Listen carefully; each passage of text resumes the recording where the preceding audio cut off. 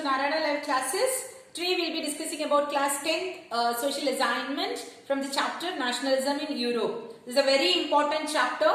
So here are 12 questions in this assignment. Let's see what is the first question.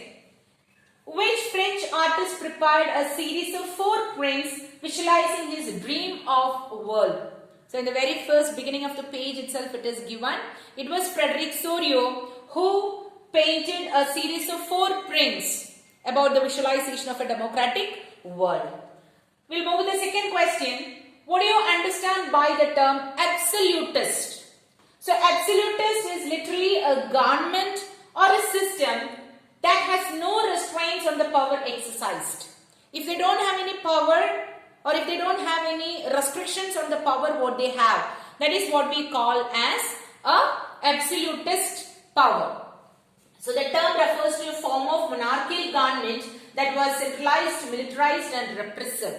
So a government which is not democratic, we can call it as an absolutist. Moving to the third question here, what is utopian vision? So utopian vision is a society that is so ideal which is unlikely to actually exist. There is no existence of such society, but it is a society which is unlikely to exist, that we call it as an utopian society. Moving to the fourth question, what is plebiscite? So plebiscite is a direct vote by which all the people of a region are asked to accept or reject a proposal. So if it is like a question, it's like a voting. If they wanted to accept or reject a proposal, they can go with a direct vote. That direct vote is what we call as plebiscite. Moving to the fifth question here. In which year did Frederic Soriot prepare a series of 4 prints? So a series of 4 prints which visualizes the nation, dream of a nation, democratic nation, was printed on 1848. In the year 1848 he did the famous print. What brought sweeping changes in the political and mental world of Europe in the 19th century?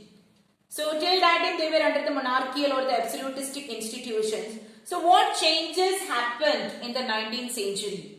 So we can see that the emergence of nation state or many states including France, Germany, Britain, they all started to become as the nation state where they are completely under the control of a sovereign government. Moving to the 7th question, what are the advantages of a nation? State one advantage. So the existence of a nation is a guarantee of liberty which would be lost if the world had only one law and only one master. So a nation state means they have their own set of rules, regulations, their own government. Whereas it's a guarantee of liberty will be given. They have the freedom, they have the liberty that will be given. Whereas in a modern state that will be lagging where they will have only one master, one law. Moving to the 8th question over here. How did the artists of the time of the French Revolution personify the liberty? So the artist of French Revolution personified liberty as a female figure. In French Revolution we have seen about Marin. Marin is the female allegory of France, where the country was personified as a nation. We can move with the 9th question here. What does the female figure of liberty bear in English? So the female figure of liberty bears the torch of enlightenment in one hand and the charter of rights on the other hand. So charter of rights of man on one hand and the enlightenment torch is on one hand. In that way they just personified the nation. We can go with the 10th question over here. What happened in Europe when nationalism emerged as a force during the 19th century?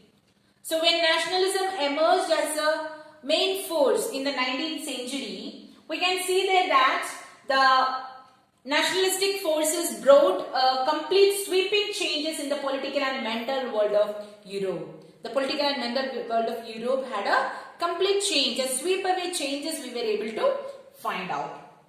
Moving to the 11th question, why did Frederic Soriot show Christ, saints and angels gazing upon the scene from the heavens above? So in the picture we can see that the people are passing or the countries are passing the Statue of Liberty, and on the on the top of it, on the sky, we can see that the Christ, the saints, angels and all are there. So why did he signify it over there? The Christ, saints and the angels gazing upon the scene from the heavens above have been used to symbolize a fraternity among the nations of the world. To show that entire nation should be under fraternity or a universal brotherhood, because all will be guided by a single master or by a single God. Moving to the last question here, what do you mean by a nation state?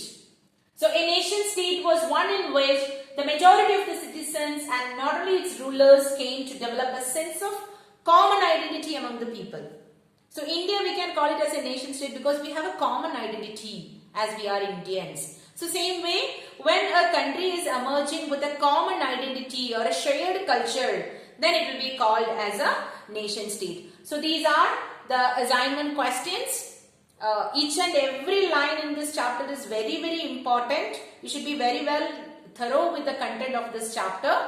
So hope you all will do it. Once after doing it, please cross verify it over here. Thank you all. Have a good day.